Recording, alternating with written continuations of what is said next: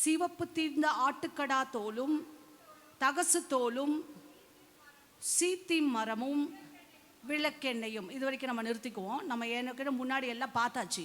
இன்றைக்கி நம்ம பார்க்க போகிறது என்னன்னு சொல்லுங்கள் பார்ப்போம். நம்ம எது வரைக்கும் பார்த்துருக்கோம், இப்போ என்ன பார்க்க போகிறோம்? Very good. சீத்தி மரமும் அடுத்தது என்ன போட்டிருக்கு? அது விளக்கெண்ணெய் அல்ல, அது விளக்குக்கு எண்ணெய். அது நான் இங்கே இதில் சார்ட்டில் போட்டிருப்பேன். அந்த சார்ட்டை இதில் போடுங்க, ஸ்லைடில் போடுங்க. அது என்னது? விளக்குக்கு எண்ணெய். விளக்கெண்ணெய்னு போட்டிருக்கு. நம்ம யூஸ் பண்ணுற அந்த விளக்கெண்ணெய் இல்லை. இதுக்கு சரியான மொழிபெயர்ப்பு என்னென்னா விளக்குக்கு எண்ணெய். இப்போ நம்ம பார்க்க போகிறது என்ன அப்படின்னா சீத்தி மரம். இந்த சீத்தி மரத்தை ஆண்டவர் என்ன பண்ணாராம், ஆசரிப்பு கூடாரத்தில் அவருடைய அந்த கூடாரத்தில் இதை பயன்படுத்தி இருக்கிறார். முதல்ல இந்த சீத்தி மரம்னா என்ன, அது எப்படிப்பட்ட தன்மை உள்ளது அப்படிங்கிறத முதல்ல பார்க்கலாம். இந்த சீத்தி மரம் எங்கே இருக்கும் அப்படின்னா சீனாய் மலையின் அடிவாரத்தில் இருக்கும். எங்கே இருக்கும்? சீனாய் மலை. இது எத்தனை அடி வளரும் அப்படின்னா ஒரு 10, 12, 15 அடி வரைக்கும் தான் வளரும். இது எத்தனை அடியில் வளரும்? 10, 12, 15 அடி வரை தான் வளரக்கூடியது. இந்த மரத்தில் இருக்கக்கூடிய எல்லா பாகங்களும், அதாவது தண்டாக இருக்கட்டும் அல்லது வேர் பகுதியாக இருக்கட்டும் அல்லது இலையாக இருக்கட்டும், எதுவாக இருந்தாலும் அவை எல்லாவற்றிலும் என்ன இருக்குமா? முள் இருக்கும். என்ன இருக்கும்? முள் இருக்கும். அதனால் இந்த சீத்தி மரத்துக்கு எபிரேய மொழியில் என்ன அப்படி சொல்லுவாங்கன்னா முள் மரம். என்ன மரம்? முட்கள் நிறைந்த மரம்.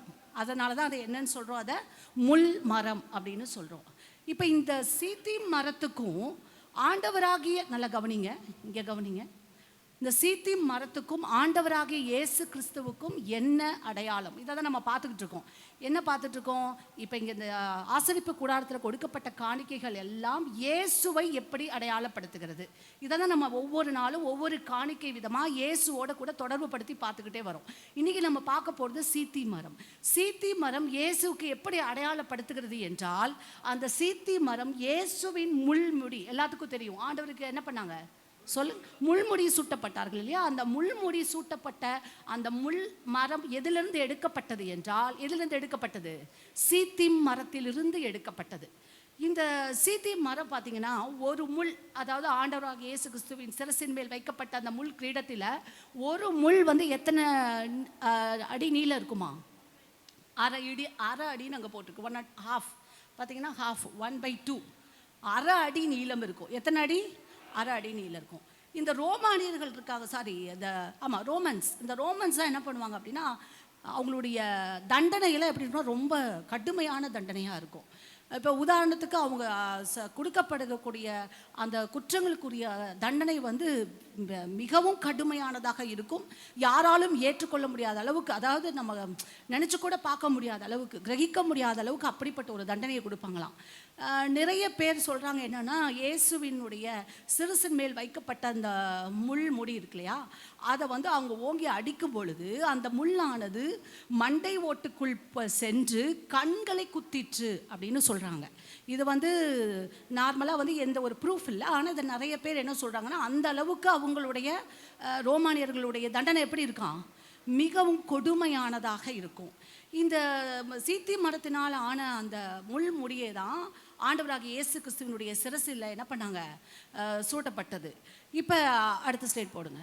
இதுதான் அந்த சீத்தி மரம். இப்போ நீங்கள் பார்க்குறீங்க இல்லையா இந்த இதில், இதுதான் என்னது? அது சீத்தி மரம். இதனுடைய எல்லா பாகங்களும் எப்படி தான் இருக்குன்னு சொன்னேன், முற்களால் நிறைந்தது அப்படின்னு சொன்னேன். இந்த சீத்தி மரனுடைய குணாதிசயம் என்ன அப்படின்னு பார்க்கலாம். பாருங்கள், போடுங்க. இது எங்கே வளரும் நல்லா பாருங்கள், பாலைவனத்தில் வளரும். எங்கே இருக்கும்? பாலைவனம். பாலைவனம்னா என்னென்னு எல்லாத்துக்கும் தெரியும், டெசர்ட் அப்படின்னு சொல்லுவாங்க இங்கிலீஷில். அங்கே என்ன இருக்காது? அதிகமாக தண்ணி இருக்காது. என்ன இருக்காது? தண்ணி இருக்காது. ஆனால் அதாவது அதுக்கு சொல்கிறதுக்கு காரணம் இருக்குது, நான் சொல்கிறேன். தண்ணி இருக்காது. மரத்தின் தன்மை எப்படி போட்டிருக்கு பாருங்க, மிகவும் வலிமையானது, வெரி ஸ்ட்ராங் அப்படின்னு அர்த்தம். ரொம்ப ரொம்ப ஸ்ட்ராங்கான மரம் இந்த மரம், ரைட்டா? அடுத்தது பாருங்க, இது அது கீழே அவனே கொடுத்துட்டான். அந்த ஸ்ட்ராங்குன்னு நான் சொன்னதுக்கு அடுத்தது கொடுத்துருக்க எத்தனை தன்மை? நீடித்த தன்மை உள்ளது. அதாவது சீக்கிரமாக அது அழுகி போகக்கூடிய தன்மையே இல்லாதது. அடுத்தது, எந்த பூச்சி வந்தாலும் எதுவும் அதை என்ன பண்ண முடியாது, அதை சேதப்படுத்த முடியாது. அடுத்ததோட நிறம் எப்படி இருக்கு பாருங்க, பழுப்பு அல்லது மஞ்சள் கலர்ல இருக்கக்கூடிய ஒரு நிறம் உள்ளது. இந்த மரத்தை தான் ஆண்டவர் எங்க பயன்படுத்தி இருக்கிறாரு?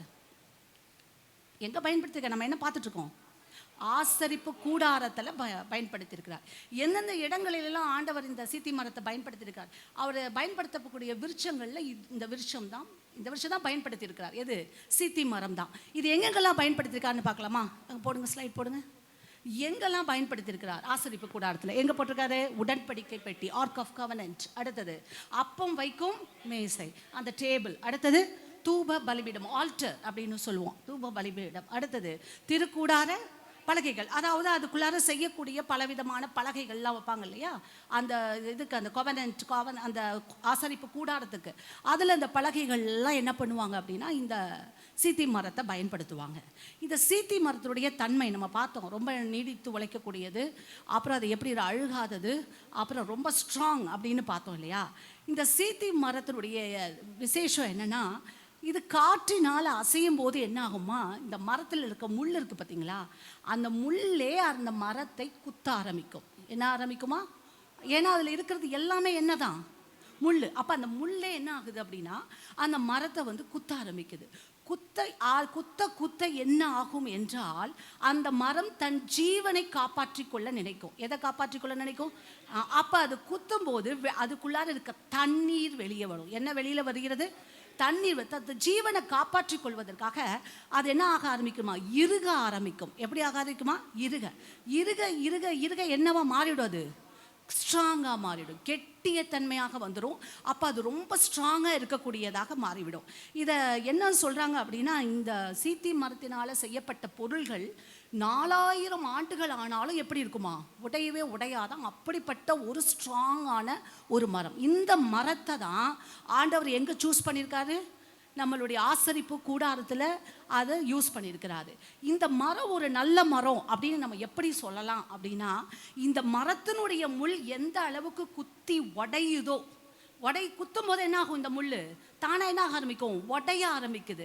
அப்போ எந்த அளவுக்கு அது உடையுதோ அந்த அளவுக்கு அந்த மரமானது ஸ்ட்ராங்கான ஒரு மரம், நல்ல வலிமையானது அப்படின்னு என்ன பண்ணுவாங்களாம், அதாவது தீர்மானிப்பாங்களாம். அதுதான் இந்த மரத்தினுடைய விசேஷம். இந்த மரத்தை தான் ஆண்டவர் எங்கே பயன்படுத்தி இருக்கார் அப்படின்னா, எங்கன்னா ஆசரிப்பு கூடாரத்தில். இந்த மரத்தினுடைய அந்த முட்களை எடுத்து தான் எங்கே அவருக்கு இதை பண்ணியிருக்காங்க? சீத்தி மரத்தில் முட்மொழியே சூட்டப்பட்டது. இப்போ இதுக்கு நம்ம ஒரு பார்க்க போகிறோம். என்ன பார்க்க போகிறோம்னா, ஆதியாகமம் புஸ்தகம் 3ஆம் அதிகாரம், ஆதியாகமம் 3:17-18 வாசிங்க. 3:17-18. பின்பு அவர் ஆதாமை நோக்கி, நீ உன் மனைவியின் வார்த்தைகளுக்கு செவி கொடுத்து புசிக்க வேண்டாம் என்று நான் உனக்கு விளக்கின விருட்சத்தின் கனியை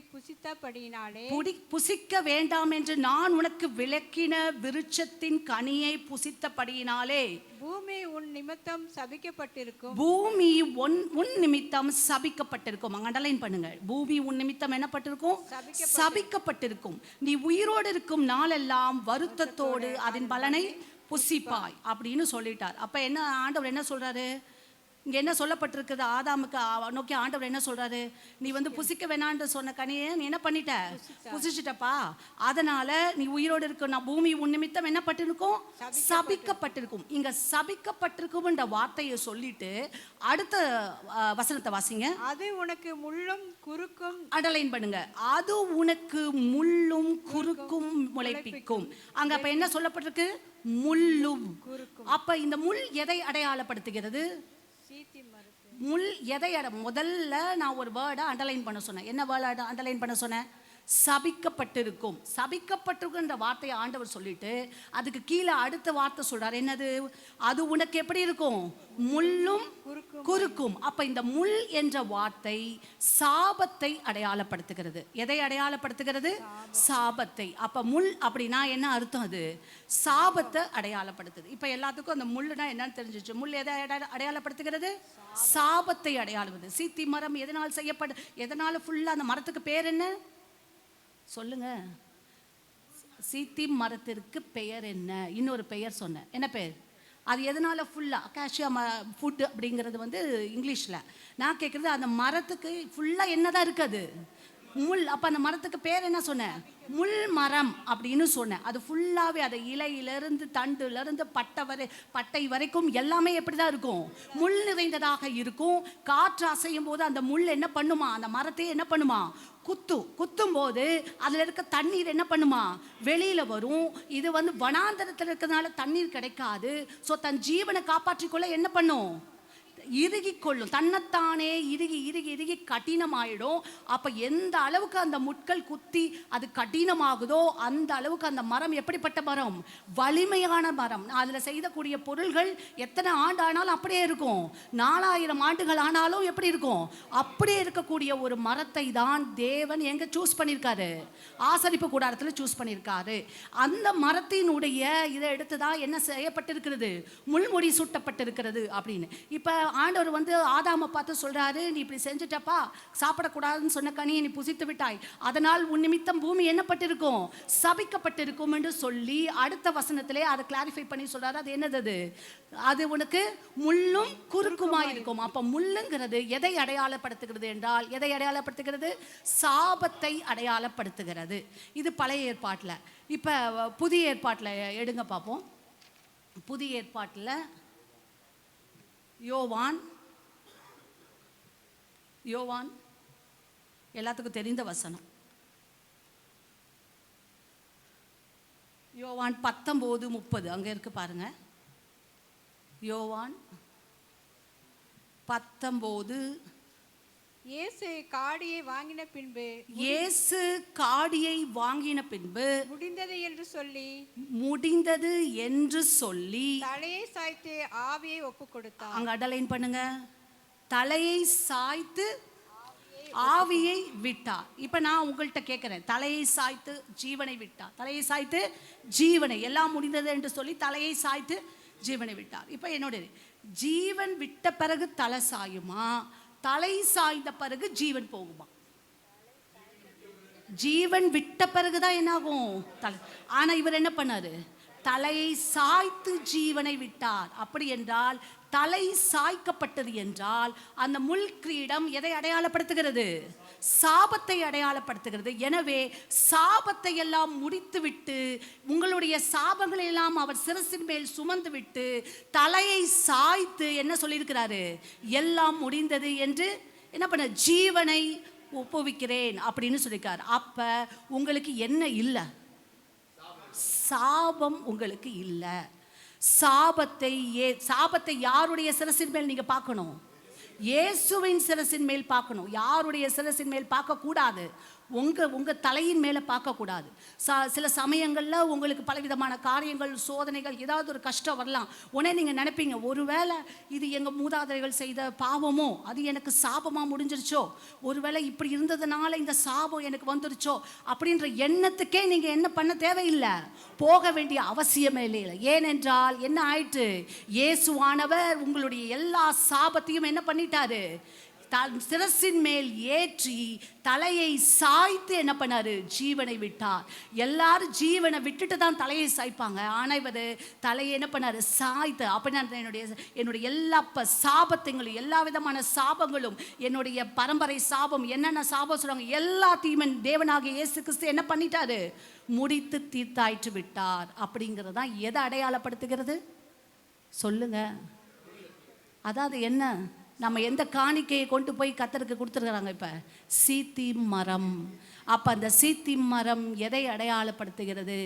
சாபத்தை என் ஆண்டவராகிய இயேசு கிறிஸ்து சிலுவையிலே எனக்காக எல்லாவற்றையும் சுமந்து தீர்த்து விட்டார் என்று அடையாளப்படுத்துகிறது. தலையை சாய்த்து என்ன பண்ணார்? ஜீவனை எனக்காக விட்டார். இனிமேல் என்னுடைய எல்லைக்குள்ளார சாபம் இல்லை, என் வீட்டுக்குள்ளார சாபம் இல்லை, எனக்கு சாபம் இல்லை, என் தலை மேலே சாபம் இல்லை. ஏன்னா என் சாபத்தெல்லாம் யார் சுமந்து தீர்த்து விட்டார்? என் ஆண்டவராகிய இயேசு கிறிஸ்து சுமந்து தீர்த்து விட்டார் என்று யார் விசுவாசிக்கணும்? நீங்கள் விசுவாசிக்கணும், நான் விசுவாசிக்கணும். நீங்கள் விசுவாசித்தீர்களானால் அது அப்படியே உங்களுக்கு உண்டாகும். கர்த்தருடைய நாமம் மகிமைப்படுவதாக. இப்போ நம்ம அடுத்த டாபிக் பார்க்க போகிறோம். இன்றைக்கி நம்ம 2 டாபிக் தான் பார்க்குறோம். அநேகமாக இந்த பகுதி அடுத்த வாரம் முடிந்துவிடும். நம்ம முக்கால்வாசி எல்லாத்தையும் கவர் பண்ணிட்டோம். அடுத்த வாரம் முடிந்துவிடும். கர்த்தருக்கு சித்தமானால் எனக்கு ஒரு இது உண்டு. யோசேப்பும் இயேசுவும் அப்படின்னு ஒரு டாப்பிக்கில் பேசணும்னு எனக்கு ஆசை இருக்குது. கர்த்தருக்கு சித்தமானால் அதை நல்லா ப்ரிப்பேர் பண்ணிவிட்டு ஒரு நாள் வந்து இயேசுவும் யோசேப்பும் 2 பேருக்கு என்ன இருக்குது, என்ன சொல்லப்பட்டு இருக்கிறது, நீங்கள் அதை பார்த்தீங்கன்னா வியப்படைந்துடுவீங்க. அதை பார்க்கலாம் கர்த்தருக்கு சித்தமானால். அடுத்த டாபிக் என்ன அப்படின்னா, அடுத்தது என்னது, விளக்கிற்கு எண்ணெய். இதை வந்து நம்ம பைபிளில் விளக்கெண்ணெய்னு போட்டிருக்காங்க. ஆனால் விளக்கெண்ணெயில் விளக்கிற்கு எண்ணெய் ஆக்சுவலாக அப்படி தான் போடப்பட்டிருக்கணும். என்னது, விளக்கிற்கு எண்ணெய். உங்கள் எல்லாத்துக்கும் ஏற்கனவே நான் சொல்லி கொடுத்துருக்கேன். இளநீல நாடா எல்லாத்துக்கும் ஞாபகம் இருக்கா? எல்லாத்துக்கும் ஞாபகம் இருக்குது. இளநீல எதை அடையாளப்படுத்துகிறது? யார் சொல்கிறான்னு பார்ப்போம். இளநீல நாடா எதை டக்கு டக்குன்னு உங்கள் மனதில் பதிஞ்சிருக்கணும். நான் ஒவ்வொரு முறையும் உங்கள்கிட்ட ரிப்பீட்டடாக அதை கேட்டுக்கிட்டே இருக்கேன். ஏன்னா உங்கள் மனசில் பதியறதுக்காக. இளநீலா நாடா எதை? ஆண்டவருடைய இளநீல நாடாவை போய் யார் தொட்டா? பெரும் பாடு உள்ள ஸ்திரீ தொட்டா. நான் அதை சொல்லி கொடுத்தேன். அந்த இளநீல நாடா எதை அடையாளப்படுத்துகிறது? ஒரே ஒரு மனுஷன் தான் அந்த உலகத்தில் அனைத்து கட்டளைகளையும் கடைப்பிடித்தவர். யார் அவர்? இயேசு. அப்போ இளநீல நாடா எதை அடையாளப்படுத்துகிறது? இயேசு கிறிஸ்துவ அடையாளப்படுத்துகிறது. ஆனால் அது மீனிங் என்ன? அந்த நாடாவுக்கு மீனிங் என்ன சொல்லி கொடுத்தேன்? வெரி குட், சொல்லுங்க. கட்டளை அடையாளப்படுத்துகிறது. எதை அடையாளப்படுத்துகிறது? நான் சொன்னேன். அவங்க என்ன பண்ணுவாங்க, அந்த இளநீல நாடாவை அணிந்திருப்பாங்க. யாராவது ஒருத்தர் வந்து ஒரு யூதர் வந்து பொய் சொல்லணும்னு வந்தால் அவருக்கு என்ன அங்கே தெரியும்? இளநீல நாடா தெரியும். அவருக்கு முதல்ல என்ன ஞாபகம் வந்துடும்? கட்டளை ஞாபகம் வந்துடும். என்ன கட்டளை? பொய் பேசாது இருப்பாயாக. உடனே என்ன பண்ணுவார்? கட்டளை மீறக்கூடாதுன்னு என்ன பண்ணிடுவார்? பொய் பேசுறதுக்கு பொய் பேசாதபடி போவார்னு சொல்லி நான் சொல்லி கொடுத்தேன். அப்போ இளநீல நாடா எதை அடையாளப்படுத்துகிறது? சீக்கிரம் சொல்லுங்க. கட்டளை அடையாளப்படுத்துகிறது. இந்த கட்டளை இளநீல நாடாவை எதை கொண்டு மூட வேண்டும் என்று நம்ம பார்த்தோம். எதை இளநீல நாடாவை எடுத்து எதை மூட வேண்டும்? நான் முன்னாடி சொல்லி கொடுத்தேன். லேவியராகமத்தில் இருக்கு. எதை எடுத்து மூட வேண்டும்? விளக்கு தண்டை எடுத்து மூட வேண்டும். எதை எடுத்து மூட வேண்டும்? விளக்கு தண்டை. அப்ப நான் சொன்ன நீதிமொழிகள் இருக்கு. கட்டளையே விளக்கு. அப்ப நம்ம எல்லாம் இயேசு கிறிஸ்துவனுடைய எல்லா பிள்ளைகள் அப்படிதானே இருக்கா இல்லையா? ஆமாம். இயேசு கிறிஸ்துவோட பிள்ளைகளாக இருந்தால் நம்ம இயேசு கிறிஸ்துவை போல நடக்கணும் இல்லையா? அப்போ அந்த கட்டளையை கை கொள்ளணும். நம்ம வாழ்க்கையில் நல்ல ஜீவியம் வாழணும், விசுவாச ஜீவியம் வாழணும், நம்ம ஆண்டவரோட கூட நடக்கணும். இதெல்லாம் நடக்கிறதுக்கு நம்மளுக்கு என்ன தேவைப்படுகிறது? எண்ணெய் தேவைப்படுகிறது. என்ன தேவைப்படுது? எண்ணெய். எல்லாருக்கிட்டையும் விளக்கு இருக்கா இல்லையா? இருக்குது. ஆனால் எண்ணெய் இல்லை. அப்போ எண்ணெய்னா என்ன அப்படின்னா, இந்த எண்ணெய் எதை அடையாளப்படுத்துகிறதுனா பரிசுத்த ஆவியானவர். எதை அடையாளப்படுத்துகிறது? பரிசுத்த ஆவியானவர். அப்போ இந்த எண்ணெய் எதுலேருந்து தயாரிக்கிறாங்கன்னா, அந்த ஆலிவ் ட்ரீ அப்படின்னு சொல்கிறாங்க. அதுதான் இங்கே போட்டுக்க. அந்த ஒலிவ இதுலேருந்து காய்கள்லேருந்து தான் என்ன பண்ணுறாங்க, அந்த ஒலிவ எண்ணெயை என்ன பண்ணுறாங்க, தயாரிக்கிறாங்க. அப்போ நம்ம கட்டளையை பிரமாணங்களை நம்ம கை கொள்ளணும்னா கண்டிப்பாக என்ன தேவை? நம்மளுக்கு எண்ணெய் தேவை. இந்த எண்ணெயை தான் யாருன்னு சொல்லி கொடுத்தேன்? பரிசுத்த ஆவியானவர். இப்போ இந்த பரிசுத்த ஆவியானவரை பற்றி இன்றைக்கி நம்ம கொஞ்சம் நேரம் பார்க்க போகிறோம். பாஸ்டர் அநேக முறைகள் உங்களுக்கு காலையில் நீங்கள் 5 மணிக்கு எழுந்து என்ன பண்ணுறீங்க? டங்ஸில் பேசுகிறீங்களா இல்லையா? பேசுகிறீங்க. அதை பற்றி இங்கே என்ன சொல்லப்பட்டிருக்குன்னு தான் இப்போ நம்ம பார்க்க போகிறோம். இப்போ எடுத்துக்கொள்ளுங்கள் ஆதியாகமம். இப்போ நம்ம பார்க்க போகிறது பழைய ஏற்பாடு. நல்லா கவனிங்க. பழைய ஏற்பாட்டையும் புதிய ஏற்பாட்டையும் இப்போ கம்பேர் பண்ணி நம்ம பார்க்க போகிறோம். பழைய ஏற்பாடு ஆதியாகமம் 2:7 வாசிங்க. 2:7. தேவனாகிய கர்த்தர் மனுஷனை பூமியின் மண்ணினாலே உருவாக்கி ஜீவ சுவாசத்தை அவன் நாசியிலே ஊதினார். மனுஷன் ஜீவாத்மாவானான். அண்டர்லைன் பண்ணுங்க. மனுஷன் என்னானான்? ஜீவாத்மாவானான். அண்டர்லைன் பண்ணுங்க. ஜீவாத்மானான். இப்போ உங்களுக்கு எல்லாத்துக்கும் இது தெரிந்த வசனம், எல்லாருக்கும் ஃபெமிலியரான வசனம். ஆண்டவர் என்ன பண்ணாரு சொல்லுங்க? ஃபஸ்ட்டு படைக்கும் போது என்ன பண்ணார்? மண் எடுத்து என்ன பண்ணார்? ஒரு பொம்மை மாதிரி செஞ்சாரா? செஞ்சுட்டு உயிரற்ற அந்த பொம்மை இருக்குது. இப்போ அதுக்கு உயிர் கொடுக்கணும். எப்படி உயிர் கொடுத்தாரு? அவர் நாசியிலே ஊதினார். அவர் நாசியிலே ஊதும் பொழுது அந்த மண்ணான பொம்மைக்கு என்ன வந்தது? ஜீவன் ஆத்மானானான். அப்படின்னா ஜீவன் வந்தது. என்ன வந்தது? ஜீவன் வந்தது. அப்ப அவர் நாசியிலே ஊதி அவர் கர்த்தர் ஊதனால அங்க என்ன ஆனது? ஜீவாத்மாவான ஜீவன் பெற்று எழுந்தான். என்ன பெற்று எழுந்தான்? ஜீவன் பெற்று எழுந்தான். அதுக்கு முன்னாடி ஒரு பொம்மை மாதிரி இருந்தான். சும்மா அப்படியே ஒரு பொம்மை மாதிரி, ஒரு நான் லிவிங் அப்படின்ற மாதிரி இருந்தான். ஆனால் அவனை லிவிங்காக உயிருள்ள ஒரு பொருளை உயிருள்ளவனாய் மாற்றினது அவருடைய ஜீவன். தேவனுக்குள்ளார இருந்த ஜீவன் எங்கே போயிடுச்சு? இப்போ மனுஷனுக்குள்ளார போன உடனே அவன் ஜீவாத்மா ஆனான். அவன் எழுந்து என்ன பண்ணான்? சொன்ன என்ன பண்ணியிருப்பான் நீங்கள் நினைக்கிறீங்க? அங்கே யார் நின்றுட்டு இருந்தா? தேவன் இருந்தார். அப்போ யார்கிட்ட அவன் பேசியிருக்கணும்? தேவன்கிட்ட பேசியிருக்கணும். யார்கிட்ட பேசியிருக்கணும்? தேவன். அப்போ எழுந்தோ உடனே பார்க்குறாரு. அவள் அங்கே பார்த்தோன்னா, ஆதாம் பார்த்தோன்னா யார் தான் இருக்கிறாரு? தேவன் இருக்கிறாரு. அவர் தான் ஊதினாரு. அதனால் அவர்கிட்ட கண்டிப்பாக என்ன பண்ணியிருக்கணும்? அவன் பேசியிருக்கணும். பேசி முடித்து விட்டு அவன் யாரோட பேசியிருப்பான் என்றால், அந்த இயற்கையோடு பேசியிருப்பான். எதோட பேசியிருப்பான்? இயற்கையோடு. உதாரணத்துக்கு இப்போ நம்ம சும்மா ஒரு எக்ஸாம்பிளுக்கு சொல்கிறேன். அப்போ இது ஏற்கனவே உங்களுக்கு தெரிந்த ஒன்று தான், இருந்தாலும் ஞாபகப்படுத்துகிறேன். நீங்கள் அந்த ஆதாம் இருக்கும் பொழுது அங்கே ஆதாம், ஏவாள், அப்புறம் கனி விருட்சங்கள், பறவைகள், விலங்குகள் இதெல்லாம் படைக்கப்பட்டது. எந்த எக்யூப்மெண்ட்டும் இல்லை. என்ன இல்லை? எக்யூப்மெண்ட் என்ன தெரியுங்களா? இப்போ ஒரு அவனுக்கு கொடுத்த வேலை என்ன? தோட்டத்தை பண்படுத்துப்பா அப்படின்னு சொல்லி கொடுக்குறாரு. ஆனால் தோட்டத்தை பண்படுத்தினா கையில் பண்படுத்த முடியுமா? சொல்லுங்க. என்ன பண்ணியிருக்கணும்? அவன் கையில் ஏதாவது ஒரு நம்ம வச்சுருப்போம். தோட்டத்தை நம்ம இது வச்சுருப்போம், மம்முட்டி வச்சுருப்போம், அப்புறம் ஏதோ கடப்பாறை ஏதோ ஒன்று வச்சுதான். ஆனால் அங்கே எதுவுமே இல்லை. ஆனால் அவன் எப்படி பண்படுத்தியிருப்பான் நீங்கள் நினைக்கிறீங்க? வார்த்தையின் மூலமாக பண்படுத்தியிருப்பான். ஏன்னா ஃபர்ஸ்ட் அவன் யாரோட பேசினான்? இயேசுவோட. எழுந்து உட்கார்ந்தான். தேவன் அவருடைய ஜீவனை நாசியிலே ஊதினார்.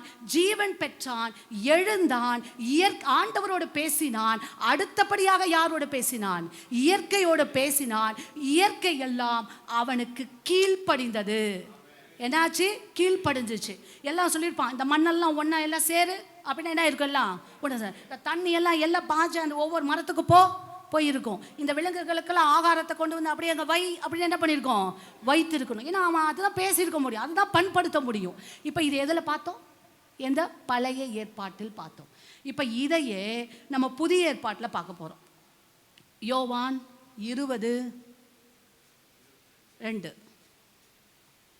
அவர்கள் மேல் ஒரே வசனம் தான். அவர்கள் மேல் ஊதி பரிசுத்த ஆவியை சொல்லுங்க பெற்றுக்கொண்டார்கள். அவர்கள் மேல் ஊதி பரிசுத்த ஆவியை பெற்றுக்கொண்டார்கள். என்ன பண்ணாரு? அவர்கள் மேல் ஊதி பரிசுத்த ஆவியை பெற்றுக்கொண்டார்கள். இங்கேயும் என்ன ஆச்சு அப்படின்னா, ஆதாம் இப்போ முதல்ல எழுந்தான், தேவனோட பேசுனா, இயற்கையோட பேசுனா, அதுக்கப்புறம் ஆதான் பாவம் செய்தானா இல்லையா? சொல்லுங்க. செஞ்சான். என்ன பண்ணா? புசிக்க கூடாதுன்னு சொன்ன கனியை புசிச்ச உடனே என்ன ஆயிற்று அப்படின்னா, ஜீவ சுவாசம். ஆண்டவர் என்ன பண்ணாரு? ஜீவனை கொடுத்தார். அதுக்கு பேர் ஜீவாத்மாவான். அதுக்குனா இங்கிலீஷில் அழகாக அதுக்கு ஒரு வேர்டு சொல்கிறாங்க. என்னென்னா த ஸ்பீக்கிங் பீயிங். அதுக்கு பேர் என்னது? Speaking being. அப்படின்னா என்ன? ஸ்பீக்னா பேசுறது. பேசுகிற மனிதனாய் மாறினான்.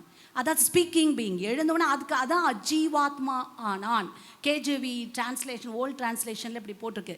என்ன போட்டிருக்குன்னா, ஜீவாத்மா ஆனான்னா த ஸ்பீக்கிங் பீயிங் அப்படின்னு போட்டிருக்கு. இப்போ அவன் எழுந்து அவன் பேசும்போது, ஆண்டவர்கிட்ட பேசும்பொழுது எப்படி பேசியிருப்பானா, அப்போ நம்ம ஆண்டவருடைய ஜீவன் நமக்குள்ளார வந்ததுன்னா எப்படி இருக்கணும்? ஆண்டவருடைய ஜீவன் எனக்குள்ளார வந்ததுன்னா, ஆண்டவரை போல ஒரு வாழ்க்கை. எதை போல ஒரு வாழ்க்கை? ஆண்டவரை போல வாழ்க்கை. எபிரேய மொழி அந்த எடுத்து ஜீவாத்மாவான போடுங்க. இப்போ இங்கே இருக்கு பாருங்க, ஜீவன் அப்படின்னு இருக்கு இல்லையா? இப்போ ஆதியாகமம் 2:7 எடுத்து நம்ம வாசித்தோம். இதில் ஜீவன் அப்படின்னு இருக்கு. இதுக்கு பேர் காய் அப்படின்னு ஹீப்ரூ வேர்டில் சொல்கிறாங்க. இதுக்கு என்ன மீனிங் அப்படின்னா, காட் கைண்ட் ஆஃப் லைஃப். இதுக்கு பேர் என்ன? காட். தேவரகமான வாழ்வு, தேவனை போல வாழ்வு. என்ன வாழ்வு? தேவனை போல வாழ்வு. அப்போ தேவனை போல வாழ்வுனா எப்படிப்பட்ட தேவனை? தேவனுக்குள்ளார இருந்த அதே வல்லமை, தேவனுக்குள்ளார இருந்த அதே பரிசுத்தம், தேவனுக்குள்ளார இருந்த அதே எல்லா காரியங்களும், நல் குணங்கள் எல்லாவற்றையும் யாருக்கு இருக்கணும்? சொல்லுங்க. ஆசீர்வாதம் மட்டும் இல்லை, எதெல்லாம் இருக்கணும்? இது எல்லாமே நமக்குள்ளார பில்ட் ஆகிருக்கணும். அதுதான் தேவனை போல வாழ்வு. God kind of life. தேவனை போல அப்படிப்பட்ட ஒரு வாழ்க்கை தான். ஆஸ் எப்படி? Ditto God. தேவனை போல என்ன பண்ணியிருக்கணும்? இருந்திருக்கணும். இப்போ அதனால தான் ஆண்டவர் உருவாக்கும் போது தேவனை போல அவருடைய சாயல்ல என்ன பண்ணியிருக்காரு? உருவாக்கி இருக்கிறாரு. இப்போ நம்ம எடுத்துக்கொண்டோம், இந்த யோவானில் பார்த்தோம் 20 வாசிங்க. அதை அவர்கள் மேல் ஊதி பரிசுத்த ஆவியை பெற்றுக்கொண்டார்கள். இங்க இப்ப பாவம் செஞ்சோன ஜீவ சுவாசம் அப்படின்னு இருந்தது. அதான் ஜீவன் பிளஸ் சுவாசம் தான் என்னது, ஜீவ சுவாசம். இப்ப அவன் பாவம் செய்தவுடன் என்ன போயிட்டு, ஜீவன் போயிட்டு. அப்ப வெறும் என்னதான் இருக்கு, சுவாசம் தான் இருக்கு. என்ன இருக்கு, சுவாசம் தான் இருக்கு. அப்ப ஆண்டவர் பார்த்தாரு, இப்ப சுவாசம் தான் இருக்கு. அப்ப அவனுக்கு என்ன கொடுக்க வேண்டும், ஜீவன் கொடுக்க வேண்டும், தேவரகமான வாழ்வை கொடுக்க வேண்டும், இயேசுவை போல ஒரு வாழ்வு உண்டாக வேண்டும், அவரை போலவே வல்லமை, அவரை போலவே பரிசுத்தம், அவரை போலவே நற்காரியங்கள், அவரை போலவே குணாதிசயங்கள் இவனுக்கு உண்டாகணும். அப்ப என்ன கொடுக்க வேண்டும், ஜீவனை கொடுக்க வேணும்னு சொல்லி ஆண்டவராக இயேசு கிறிஸ்து எங்க வந்தாரு, பூமிக்கு வந்தாரு, மனிதனாக வந்தார் இல்லையா. வந்த அந்த அப்போஸ்தலர்ல இங்க புதிய ஏற்பாட்டுல என்ன பண்ணிருக்காரு பாருங்க, அவர்கள் மேல் ஊதி, அங்கேயும் ஊதினாரா, பழைய ஏற்பாட்டுல ஊதி என்ன பண்ணாது, நாசியிலே ஊதி என்ன பண்ணுது, ஜீவாத்மா நான். இங்கே என்ன பண்ண, ஊதி என்ன பெற்றுக்கொள்ளுங்கள், பரிசுத்த ஆவியை பெற்றுக்கொள்ளுங்கள் அப்படின்னு இருக்கு. ஆக்சுவலா பரிசுத்த ஆவி அப்பொழுது என்ன பண்ணல, அவருக்கு கொடுக்கப்படவில்லை. ஏன் கொடுக்கப்படவில்லை என்றால் அவர் எங்க போல பரமேறி போகவில்லை. ஆண்டவராகுடைய வலது பாசத்துல அவர் என்ன பண்ணல, வீட்டு இருக்கல. யோவான் 7:39 எடுத்து வாசிங்க. யோவான் அதே அதிகாரத்துல தான்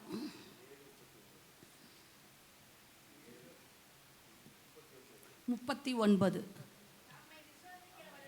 தம்மை விசுவாசிக்கிறவர்கள் அடைய போகிற ஆவியை குறித்து இப்படி சொன்னான்,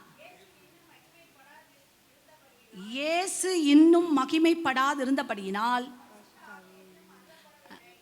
இயேசு இன்னும் மகிமைப்படாதபடியினால் பரிசுத்த ஆவி இன்னும் அருளப்படு. அப்ப ஊதுன உடனே பரிசுத்த ஆவி உடனே வரல. எப்ப வந்தது, அவர் இங்கேருந்து பரமேறி போய் பிதாவினுடைய வலது பார்சத்தில் உட்கார்ந்த பிறகு யார் இறங்கி வந்தா, தேற்றவனாகிய யாரு, பரிசுத்த ஆவியானவர் இறங்கி வந்தார். அப்ப எடுத்துக்கொள்ளுங்கள் அப்போஸ்தலர் 2:2. அப்போஸ்தலர், பலத்த காற்று அடிக்கிற முழக்கம் போல வானத்திலிருந்து சடிதியாய் ஒரு முழக்கம் உண்டாகி அவர்கள் உட்கார்ந்திருந்த வீடு முழுவதையும் நெருப்பிற்று. அப்பொழுது பலத்த காற்று அடிக்கிற முழக்கம் போல வானத்திலிருந்து சடிதியாய் ஒரு முழக்கம் உண்டாகி அவர்கள் உட்கார்ந்திருந்த வீடு முழுவதையும் என்ன பண்ணிட்டான், நிரப்பிற்று. அப்ப அங்க ஆண்டவர் ஊதினாரு, அவன் எழுந்தவன யார் அங்க இருந்தா, தேவன் இருந்தா, தேவனோட பேசினா. இப்ப இங்க ஆண்டவர் ஊதுறாரு, உடனே பரிசுத்த ஆவி கொடுக்கப்படல. அவர் பரமேறி போய் தேவனுடைய வலது பார்சத்தில் உட்கார்ந்த பிறகு பரிசுத்த ஆவியானவர் இறங்குறாரு. அப்ப என்ன நடந்தது, 3வது வசனத்தை வாசிங்க. அல்லாமலும் அக்கினிமயமான நாவுகள் போல, அண்டர்லைன் பண்ணுங்க, அக்கினிமயமான நாவுகள் போல பிரிந்திருக்கும் நாவுகள் அவர்களுக்கு காணப்பட்டு அவர்கள் ஒவ்வொருவர் மேலும் வந்து அமர்ந்தது. வாசிங்க. அவர்கள் எல்லோரும் பரிசுத்த ஆவியினாலே நிரப்பப்பட்டு, அவர்கள் எல்லோரும் பரிசுத்த ஆவியினாலே நிரப்பப்பட்டு, ஆவியானவர் தங்களுக்கு தந்தருளின வரத்தின்படியே, ஆவியானவர் தங்களுக்கு தந்தருளின வரத்தின்படியே வெவ்வேறு பாஷைகளிலே பேச தொடங்கினார்கள். அண்டர்லைன் பண்ணுங்க, வெவ்வேறு பாஷைகளிலே என்ன பண்ண ஆரம்பிச்சாங்களாம், பேச ஆரம்பித்தார்கள். அங்கே ஆண்டவர் நாசியிலே ஊதின பொழுது அவன் ஜீவன் பெற்று எழுந்து ஆண்டவரோடு பேசினார். இங்கேயும் ஆண்டவர் என்ன பண்ணாரு, ஊதினார், பரிசுத்த ஆவியானவர் வந்தார். என்ன பாஷை உண்டாயிற்று, அந்நிய பாஷை. ஆனா இது அந்நிய பாஷைனாவே அந்நியமாவே போயிடுச்சு. ஆக்சுவலா இதுக்கு ஹீப்ரூல என்ன இது நான் அர்த்தம்னு சொல்ல பாருங்க. அங்க ஹீப்ரூல லெஷோன் ஈஷ் அப்படின்னு இருக்கு. ஹீப்ரூல லெஷோன் ஈஷ். லெஷோன் அப்படின்னா பாஷை, ஈஷ் அப்படின்னா அக்கினி. லெஷோன்னா என்னது, பாஷை. ஈஷ்னா என்னது, அப்ப இதுக்கு என்ன பேருனா அக்கினி பாஷை. என்ன பேர் இதுக்கு, அக்கினி பாஷை கொடுக்கப்பட்டது. அப்படின்னா வேறு மொழிகள்ல பேசக்கூடிய பாஷை. இந்த பாஷை என்ன பண்றோம், நம்ம ஆண்டவரோடு அவர்கள் பேசினார்கள். பேசி முடித்த பின்பு யாரோடு பேசினார்கள், உலகத்தோடு பேசினார்கள். அப்போ உலகத்தோடு பேசும் பொழுது எப்படி ஆதாமுக்கு இயற்கை எல்லாம் கீழ்ப்படிந்ததோ அப்படியே உங்களுக்கும் எல்லாம் என்ன பண்ணும், கீழ்ப்படிய ஆரம்பிக்கும். அப்போ உடனே நம்ம எப்பொழுதும் யாரோட பேசிட்டு உலகத்தோட பேசணும், தேவனோட எப்படி பேசணும், அந்நிய பாஷை, அக்கினி பாஷையிலே பேசிவிட்டு நீங்கள் உலகத்தோடு பேசும் பொழுது உங்களுக்கு நடக்க முடியாத காரியங்கள் எல்லாவற்றும் என்ன ஆகும்? நடக்க கர்த்தர் கிருபை செய்வார். ஏன்னா அந்த அக்கினி பாஷைக்கு அப்படிப்பட்ட ஒரு வல்லமை இருக்கிறது. இந்த பாஷை இப்போ உதாரணத்துக்கு இப்போ நான் இப்போ சொல்கிறேன் பாருங்கள், இந்த பாஷையை நம்ம என்ன நினைக்கிறோம் அப்படின்னா, இப்போ ஒரு சில பேர், இப்போ உங்கள் எல்லாருக்கும் அக்கினி பாஷை கிடைத்திருக்கிறதா? எல்லாத்துக்கும் கிடைச்சிருக்குது. சில பேர் என்ன பண்ணுவாங்க, எனக்கு அக்கினி பாஷை தான் கிடைச்சிருக்கா அப்படின்ற ஒரு சந்தேகம் இருக்கும். நான் அக்கினி பாஷை தான் பேசுகிறேனா அப்படின்ற ஒரு சந்தேகம் இருக்குது. சந்தேகமே பட வேண்டாம். நீங்கள் என்ன தான் பேசுகிறீங்க? அக்கினி பாஷை தான் பேசிக்கிறீங்க. ஏன்னா உங்களுக்குள்ளார யார் இருக்கிறா? ஆண்டவராகிய இயேசு பரிசுத்த ஆவியானவர் இருக்கிறார். அப்பொழுது நீங்கள் என்ன தான் பேசுகிறீங்க? அக்கினி.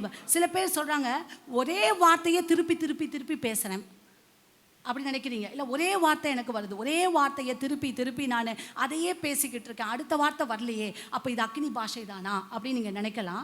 ஆனால் இது எப்படி கொடுக்கப்பட்டது ஆண்டவராகிய கிறிஸ்துவனா? இது ஒரே வார்த்தையை மறுபடியும் மறுபடியும் பேசும்படியாக தான் கொடுக்கப்பட்டது. ஒரே வார்த்தையை மறுபடியும், அதாவது இன்னும் நம்ம சொல்லப்போனால் இங்கே நான் கீழே எழுதியிருக்கேன் பாருங்கள், ஸ்டார்டட், பிகான், ஸ்பீக்கிங் ரிப்பீட்டட்லி அப்படின்னு என்ன அர்த்தம்? நீங்கள் பேச தொடங்கினதுலேருந்து கண்டினியூஸாக ரிப்பீட்டடாக என்ன பண்ணிகிட்டே இருப்பீங்க?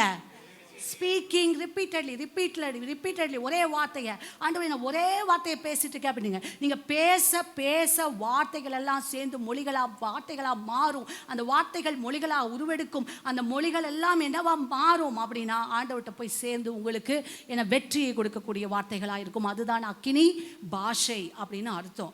இப்போ இந்த ஒரே வார்த்தை பேசுறதுனால, இப்போ உதாரணத்துக்கு நம்ம இதில் எடுத்துக்கோ, நம்ம நினைக்கிறோம் நிறைய பேர் நம்ம பரிசுத்த ஆவியானவர் இறங்கினோன்னு நிறைய பேர் வந்து பார்த்திங்கன்னா அப்படியே துள்ளி குதிப்பாங்க. நான் அதெல்லாம் தவறாக சொல்லலை. ஒவ்வொருவருக்கும் கர்த்தர் ஒவ்வொரு விதமாக வெளிப்படுவார். சில பேர் துள்ளி குதிப்பாங்க, சில பேர் சேரெல்லாம் உடச்சி அப்படியே அங்கே போவாங்க, சில பேர் தாங்க முடியாத அந்த வல்லமையெல்லாம் பெற்றுவாங்க.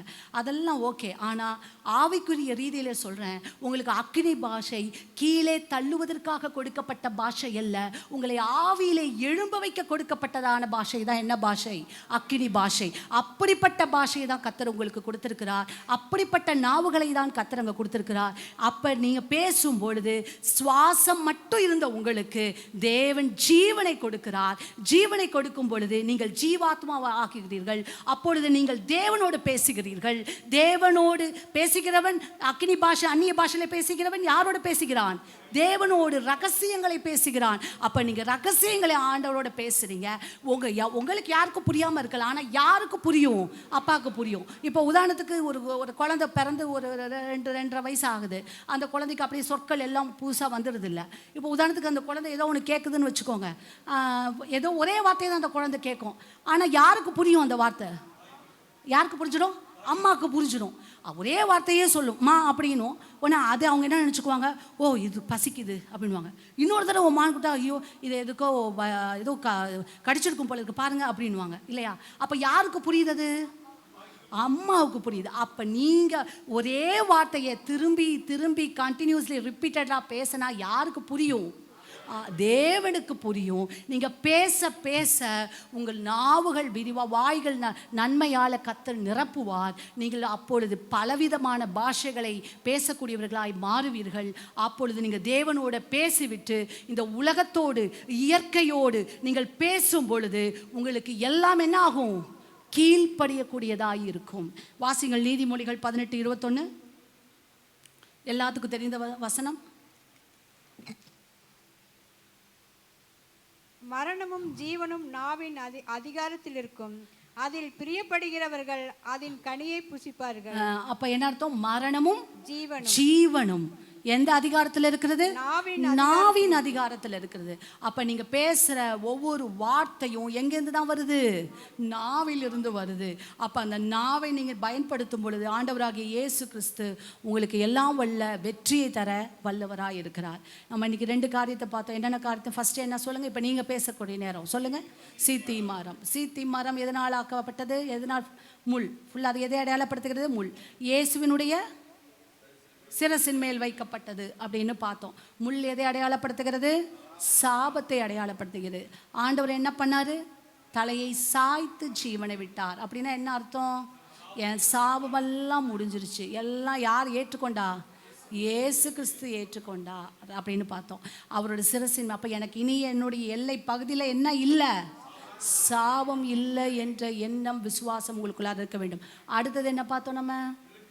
விளக்கிற்கு எண்ணெய். அப்போ அந்த இளநீல நூல் எதை அடையாளப்படுத்துகிறது? கட்டளை. மறக்கவே கூடாது. எத்தனை கட்டளை இருக்குது? 613 கட்டளை. நல்லா ஞாபகம் வச்சுக்கோங்க. நான் இந்த வாரம் முடிச்சுட்டு அடுத்த வாரம் இது முடிஞ்சிடும். முடிய போகும்போது உங்கள்கிட்ட நான் கேட்பேன், இளநீல நூல் நாடா எதை அடையாளப்படுத்துறது? கோல்ட் எதை அடையாளப்படுத்துகிறது? வெள்ளாட்டு மயிர் எதை அடையாளப்படுத்துகிறது? நிச்சயமாக கேட்பேன்.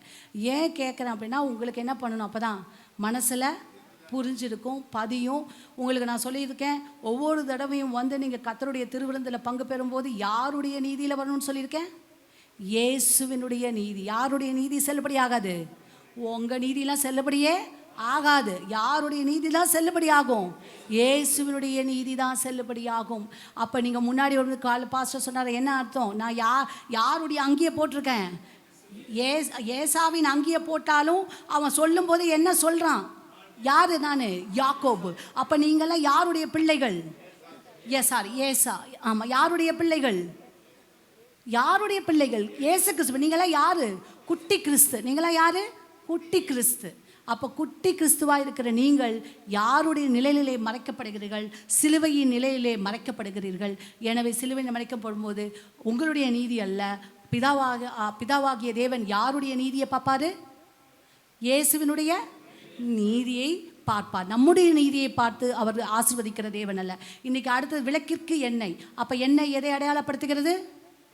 பரிசுத்த ஆவியானவர். பழைய ஏற்பாட்டில் ஜீவாத்மாவானான்னு பார்த்தோம். என்னாச்சு? ஆண்டவர் நாசியிலே ஊதினார். ஊதினோடனே ஆதாம் என்ன பண்ணான்? ஜீவாத்மா ஆனான். எழுந்து என்ன பண்ணான்? பேசினான். புதிய ஏற்பாட்டில் அதே ஆண்டவர் என்ன பண்ணாரு? ஊதினார். என்ன உண்டாயிற்று? பரிசுத்த ஆவியாகிய தேவன் இறங்கி வந்தார். அப்போ நாம் என்ன பாஷை பேசணும்? அக்கினி பாஷையை பேசணும். அக்கினி பாஷையை பேசிட்டு அதுக்கு அந்த அக்கினி பாஷை யாருக்கு புரியும்? தேவனாகிய இயேசு கிறிஸ்துக்கு புரியும். ஏன்னா அந்நிய பாஷை பேசுகிறவன் தேவனோடு பேசுகிறான். அப்போ தேவனோடு என்ன பேசுகிறான்? ரகசியங்களை பேசுகிறான். நீங்கள் பேசும்போது யாருக்கு புரியுதோ இல்லையோ, யாருக்கு நல்லா புரியும்? ஆண்டவராகிய இயேசு கிறிஸ்துக்கு புரியும். அவர் உங்களுடைய எல்லா விதமான காரியங்களையும் நிறைவேற்றி கொடுக்க வல்லவர். நாம் எப்பொழுதும் கர்த்தருடைய நாமத்துக்குரியவர்களாய் வாழ கடமைப்பட்டிருக்கிறோம். கர்த்தருடைய நாமம் மகிமைப்படுவதாக.